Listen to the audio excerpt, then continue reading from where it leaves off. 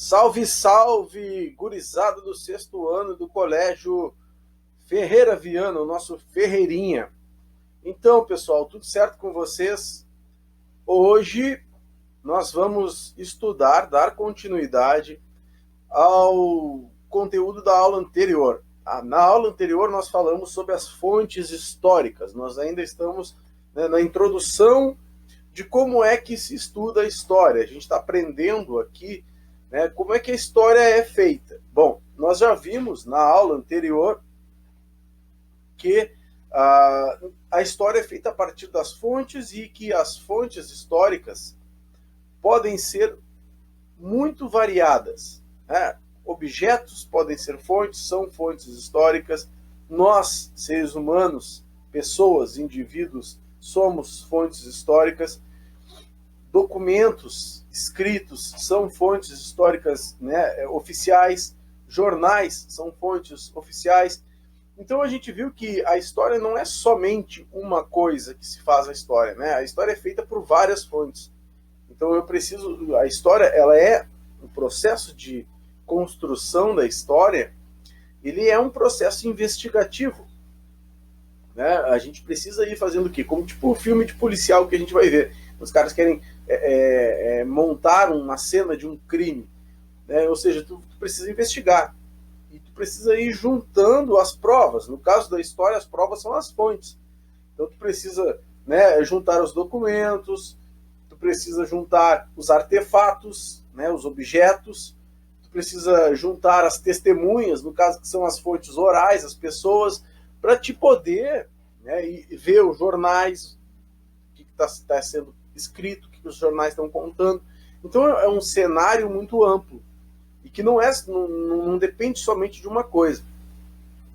Bom, depois de entender este processo todo de construção da história, agora é hora da gente dar um passo mais adiante e tentar agora, a partir de agora, adentrar num conteúdo mais específico, que é a origem da história. Então nós vamos, a partir agora desta aula, caminhar ao longo da história em termos de períodos, de periodização. Tá bem? Na aula de hoje, nós vamos falar sobre a evolução humana e a origem do ser humano. Então, ou seja, quando a gente está falando de origem do ser humano, nós estamos falando de uma longa jornada.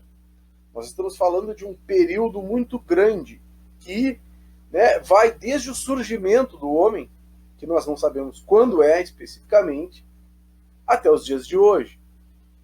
Então, ou seja, nós vamos caminhar aqui por o que se sabe até então sobre este conteúdo que é a evolução humana.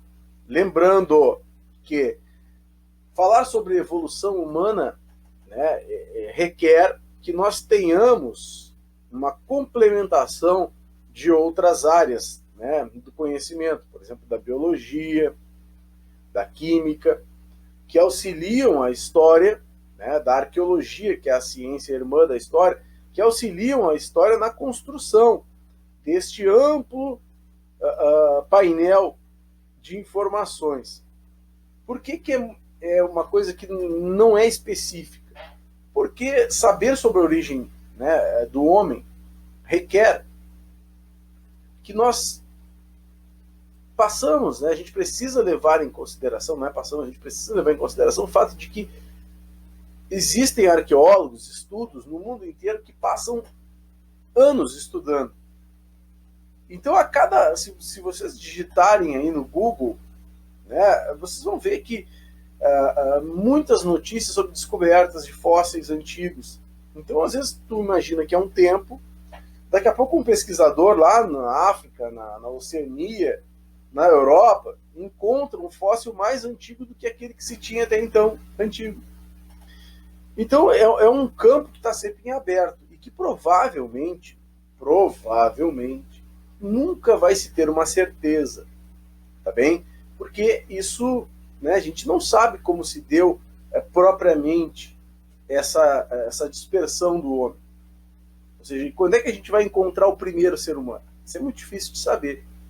Ou seja, o primeiro ser humano é sempre aquele mais antigo que foi encontrado, mas que daqui a pouco já pode cair por água abaixo essa teoria.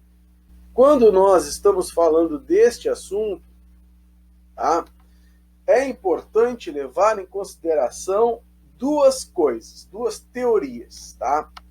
Quais são essas teorias? Bom, sobre explicar a origem do ser humano, tá, existem duas teorias que, né, dão conta disso. Quais são as teorias? Bom, a primeira teoria é a teoria religiosa, que é a teoria que leva em conta, tá? Que leva em conta que o homem, né, foi criado por Deus, que é a teoria chamada de criacionismo. Tá? Então, essa teoria, não estou me dando aqui, bom, esta teoria, né, a teoria criacionista, então, é a teoria da Bíblia, é a teoria que diz, né, que o homem foi criado por Deus. Então, esta teoria, ela prevaleceu durante muito tempo, tá? Até 1858, essa teoria foi a única que tinha para explicar, tá bem?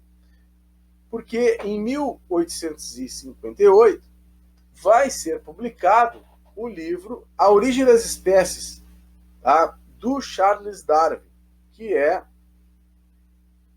deixa eu só colar aqui, né, que é um inglês que publicou este livro, tá? E fruto de um longo estudo, a vida do cara todo estudando, tá? E o Charles Darwin, né, ele vai trazer essa teoria, que é a teoria científica, chamada de evolucionismo. Então, para o Charles Darwin, o homem não havia sido criado por Deus. O homem era fruto de uma longa cadeia de evolução de organismos, tá? Por exemplo, de células que existiam, e essas células iam se encontrando, iam se juntando, iam formando, e o que fazia essas células, né, ou esses micro-organismos, né, se juntarem ou se repelirem, era justamente a questão química que existe entre eles, bioquímica que existe entre eles. Tá? Então, ou seja, essa junção, tá, dos organismos deu origem a um ser, né, um ser vivo. E este ser vivo, ao passar de milhares e milhares e milhares de anos, ele foi o quê? Se adaptando. Tá? Então ele ia se adaptando às condições, por exemplo, de temperatura, de clima. E, né, esses seres, por exemplo, eles, o que acontecia? Qual era o ser que se adaptava melhor? Tá? Era aquele que tinha condições. Ou seja, então aqueles que eram os mais fracos, os que não conseguiam se adaptar, morriam. Que é o que o Charles Darwin chama de seleção da espécie. Ou seja, fica o mais forte. Tá bem? E isso foi evoluindo, evoluindo, evoluindo, até chegar, né, por exemplo, no ser humano. Tá bem? Então essa é uma teoria muito mais complexa, que vocês devem estudar, por exemplo, em ciências, em biologia, mas que é a teoria que a ciência hoje leva em consideração. Tá? É a teoria científica que vai jogar por água abaixo boa parte, né, do que se acreditava até então. É óbvio que essa teoria, quando foi lançada pelo Charles Darwin, sofreu uma repercussão absurda, porque, né, você tem que pensar que o cara está trazendo, ele está rompendo com tudo que existia até então. Então isso é uma questão assim muito importante para a gente analisar, tá? Porque quando a gente está trabalhando na história sobre a evolução humana, a gente leva em consideração a teoria científica e não a religiosa. Porque, né, quando a gente compara uma com a outra, a gente já imagina que, por exemplo, na teoria religiosa, não houve evolução do homem. Ou seja, Deus criou o homem perfeito, né? Criou Adão e a Eva, criou os animais, o mundo foi todo construído por este Deus. E as espécies foram colocadas ali. A teoria científica vai na contramão disso. Ou seja, a teoria científica mostra que tudo que existe no mundo é justamente uma questão de adaptação. Ou seja, né, animais se adaptam ao ambiente, o ser humano se adapta ao ambiente. Então é uma questão muito, né, importante para a gente partir o nosso pensamento destes dois princípios aqui, tá bem? Então, aí, né, as pesquisas atuais, então, sugerem que a separação entre o ramo dos seres humanos e dos primatas deve ter ocorrido entre 10 e 7 milhões de anos atrás. Ou seja, então, no princípio, né, nossos ancestrais mais parecidos são os primatas. Ou seja, acredita-se que o homem evoluiu sim dos primatas, dos macacos. Tá? E em algum momento da história, por exemplo, o macaco ficou macaco e o homem seguiu o trânsito da evolução. Porque se a gente olha um gorila, um chimpanzé e tal, eles são muito parecidos. Os movimentos, as mãos, né, o próprio comportamento. É muito parecido com o humano, mas não é humano. Então a gente imagina que, né, dentro dessa teoria, que a espécie que evoluiu mais, né, foi essa espécie do macaco. Mas chegou num determinado momento que algumas espécies de macaco conseguiram continuar evoluindo, né?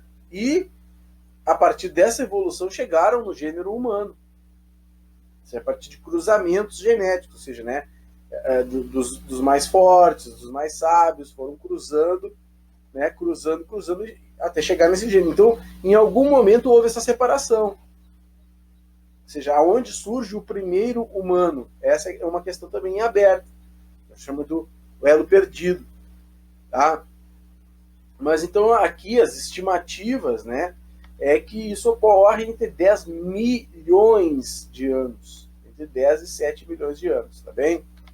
Bom, então aqui esse mapa, que eu não vou explicar muito para vocês, porque depois tem um outro lá que acho que ajuda mais. Mas mais ou menos aqui, tá? Ele vai mostrando como essas espécies foram cruzando umas com as outras, né? E separando em vários ramos, tá bem? E se espalhando pelo mundo. Então, ou seja, né, tu terias aqui uma espécie, né, entre 7, 6, 10 milhões de anos, que é uma coisa que não tem como saber muito, e dessas espécies vão gerando outras espécies, né? E cada vez a gente tem que pensar que dentro dessa linha, cada espécie que vai surgindo aqui, em termos de pontos para cima, é uma evolução, ela é melhor do que a anterior. Melhor em que sentido? Ela tem características genéticas melhores, algumas habilidades mais do que as outras. Entende? A habilidade de correr mais, de fazer a digestão melhor, de pensar mais rápido, de enxergar mais rápido, enfim, são habilidades que fazem com que estes seres sejam, de alguma maneira ou de outra, mais evoluídos que os anteriores. E essa evolução se dá a partir dos cruzamentos genéticos. Tá bem? Então, aqui, né, a gente chega nessas três primeiras aqui, ó. O Homo sapiens, que somos nós, tá? O Homo erectus e o Neandertal.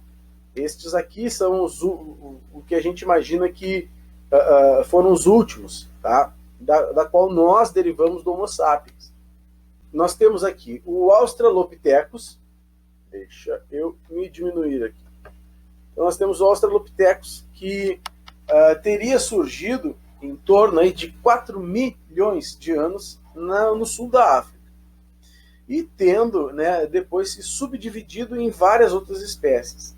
Ele era bípede, ou seja, bípede, né, e se alimentava de folhas, grãos e frutos. Então bípede já significa o quê? Que ele não andava com o apoio das mãos, e sim somente com os pés numa postura já ereta, tá bem?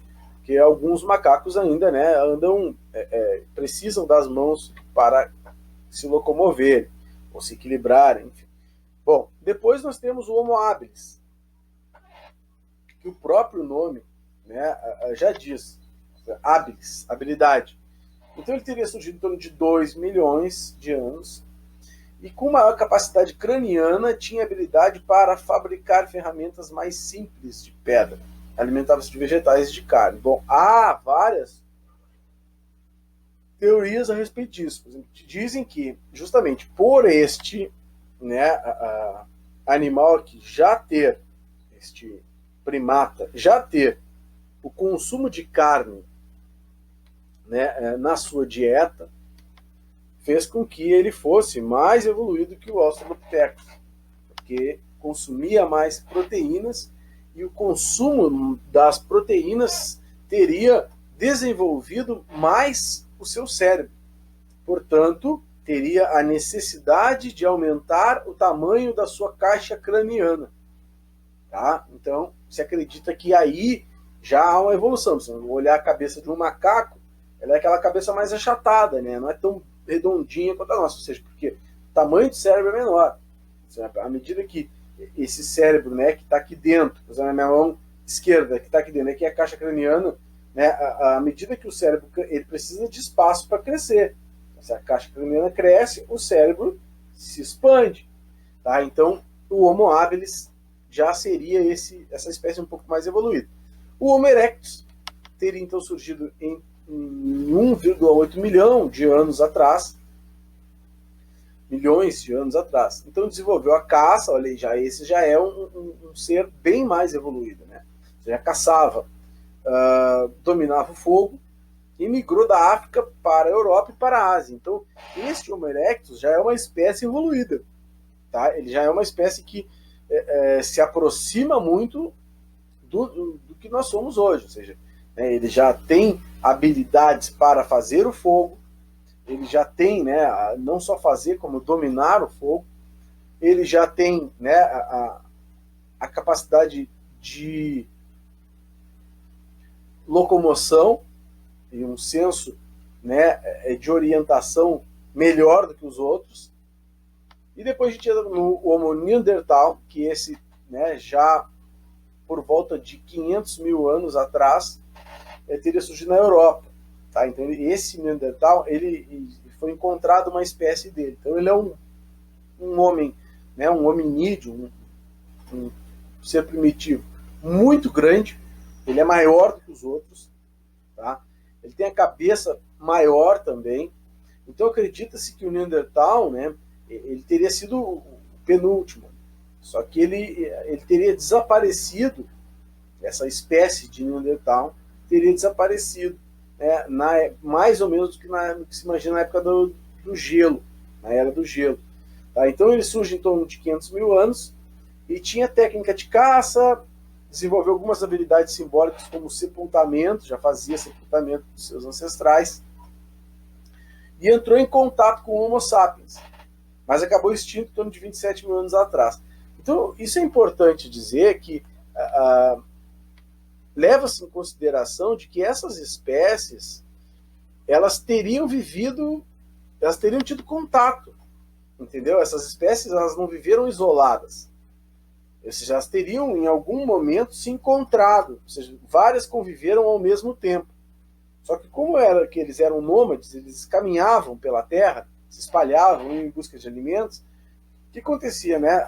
Ao se locomover, essas espécies entravam em contato umas com as outras. Às vezes esse contato, né, ele gerava uma atração física que gerava, né, uma cruza entre essas espécies, gerando aí, por exemplo, novos seres. Depois, por fim, o Homo sapiens. É o homem moderno, né, a espécie a qual pertencemos. Então surgiu em torno de 190 mil anos atrás. Se o Neandertal foi extinto em torno de 27 mil anos, então conviveram bastante juntos. Então se espalhou, né, pelos continentes durante a última glaciação, a era do gelo, iniciada há 100 mil anos. E venceu a luta pela sobrevivência e desenvolveu diferentes expressões artísticas, né, e também a escrita. Então, o Sapiens, né, seria essa espécie mais inteligente do que as outras. Tá? Ou seja, ele teria uma carga genética maior, tá? E isso possibilitou a ele o desenvolvimento de uma série de habilidades, as quais as outras não tinham. Tá? Bom, aí aqui, tá, o que a gente tem em termos de evolução. Ou seja, né, ele mostra aqui uma evolução de um animal, sei lá, parece um roedor, alguma coisa do tipo, que vai evoluindo a partir dessas espécies. Essas são espécies que se conhecem, que se tem, né, registro por parte de quê? De encontro de ossadas, né? Então, ou seja, tem o Australopithecus, também aqui, né, espécies de Australopithecus, uma maior que a outra, em lugares diferentes.